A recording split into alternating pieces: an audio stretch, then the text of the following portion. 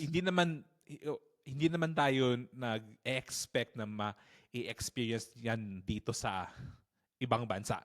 Talagang talagang when I think when I come to like a Christmas season here and then I start to listen to like Pinoy OPM Christmas songs, parang na nagfa-flashback lahat tapos nafe-feel mo na parang at certain point nalulungkot din ako kasi wala yung I think I really miss that kind of like yung para bang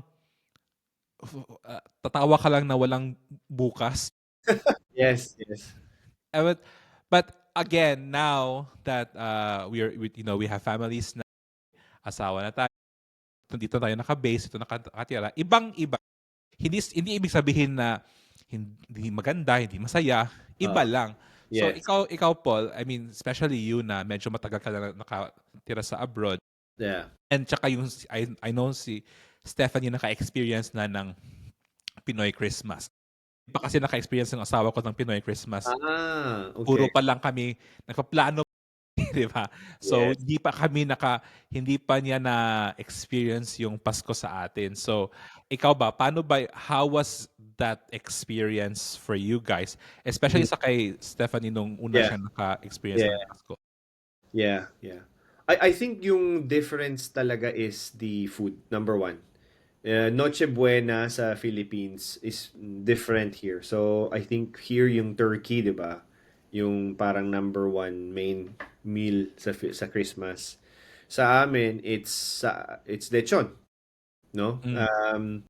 So, yun pa lang. And si Steph, pag nakita niya yung ulo nung baboy, wala na. Wala nang gana. Yun talaga yung ano, I remember ano kami sa Philippines. Sa Los Baños kami, buong relatives, Christmas party. Yung pagkain nandun sa isang kitchen. So, nag-rent kami ng malaking lugar. Para sa 7 families. Doon sa isang lugar, nandun yung pagkain lahat. Pero nandun din yung lechon. Nandun yung baboy na sa aming ulo. Si Steph, hindi niya ma-attempt na merong hayop. Sa Noche Buena ba ito nangyari? Actually, before no, parang one of the Christmas Christmas dinner? hindi niya ma-attempt na makapasok. So, ako pa yung kumuha ng food. So, yun yung talagang shock sa kanya in terms of the lechon. Hindi niya makita yung, basta if any head, ganyan. Pero, surprisingly, meron din dito sa Germany nun, ng, ng lechon. So, anyway, yun yung isang pinaka-shocking sa kanya yung food. And also, the food that we have yung bibingka, yun nga, gusto niya rin yun. Tapos yung puto, 'di ba? Mm. Lalo sa Pilipinas, maraming ganung pagkain sa Pasko. And yung ginataan, meron ba kayo sa Cebu, no? Yes, yes, yes.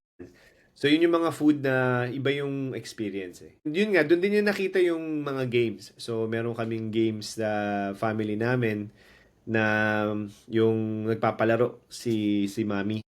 Tapos si Tito magpapalaro din siya. Tapos mayroong regalong 20 pesos, 50 Oo pesos. nga, yes. Oh. Talagang marami kang pera. Doon ko nakita yung talagang ginagawin yung pera sa kamay. Tapos napaka-crispy pa dun ng mga Yes, paper bills, oo, 'di ba? oo, Yung galing, bagong-bago, galing sa bangko. galing sa bangko. Yun yung mga tradition nila. I mean, iba lang kasi siguro yung feeling kasi nga as I mentioned a while ago, dito sa Germany, they really prepare the gifts. They prefer they buy the books or toys tapos i-wrap mo. So yung unwrapping yung yung experience. Pero dun sa atin kasi parang may pag-game tapos si Tito merong mga 100 pesos, may 500, ayan, bigyan na isa-isa. Napakagalante ng mga Pinoy. At least ng family ko nung nakita ko na nandun kami. Yan.